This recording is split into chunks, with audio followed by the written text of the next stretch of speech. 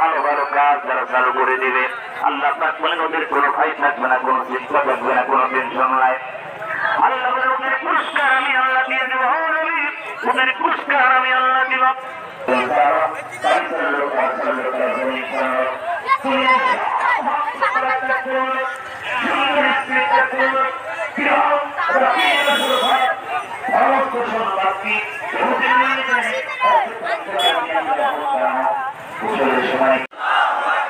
প্রধান বক্তার আগমন,